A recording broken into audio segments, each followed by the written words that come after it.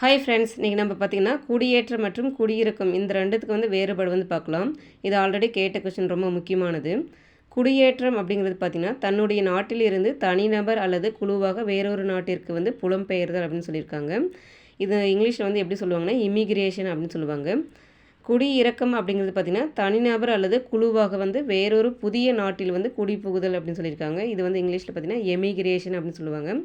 இப்போ குடியேற்றம் அப்படின்னா, இப்போது நம்ம இந்தியாவில் இருக்காங்க இல்லையா, அவங்க வேலைக்காக வெளிநாட்டுக்கு ஃபார் எக்ஸாம்பிள் பார்த்திங்கன்னா எடுத்துக்காட்டு அமெரிக்கா வேலைக்கு போகிறாங்க இல்லையா, அந்த மாதிரி நம்ம வச்சுக்கலாம். இது ஞாபகம் வச்சுக்கோங்க. குடியிறக்கம் அப்படிங்கிறது பார்த்திங்கன்னா, இப்போ நம்ம இந்தியாவிலிருந்து அமெரிக்காவிலே போயிட்டு அங்கேயே குடியிறக்கம்னா அங்கேயே செட்டில் ஆகிற மாதிரி. இப்போ மேலே இருக்கிறது அவங்க வேலைக்காக போயிருப்பாங்க. இவங்க பார்த்திங்கன்னா குடிபுகுதல் அப்படின்னு பார்த்திங்கன்னா அங்கேயே செட்டில் ஆகிற மாதிரி, மறுபடியும் ரிட்டன் இந்தியாவுக்கு வராத மாதிரி அமெரிக்காவிலேயே செட்டில் ஆகிற மாதிரி. ஃபார் எக்ஸாம்பிளுக்காக உந்து காரணிகள் மற்றும் இழு காரணிகள்னு பார்த்திங்கன்னா, மக்கள் அவர்கள் வாழும் பகுதியிலிருந்து வேறு இடங்களுக்கு செல்ல காரணமாக அமையும் காரணிகள் அப்படின்னு சொல்லியிருக்காங்க. பார்த்திங்கன்னா, இப்போ அவங்க வாழ்கிற பகுதியிலிருந்து வேறு ஒரு இடத்துக்கு போயிட்டு வேலைக்காக போகலாம். அது பார்த்திங்கன்னா உந்து காரணி அப்படின்னு சொல்கிறாங்க. இழு காரணிகள் அப்படின்னா பிற பகுதியிலிருந்து ஒரு இடத்தை நோக்கி மக்களை ஈர்க்கும் காரணிகள்.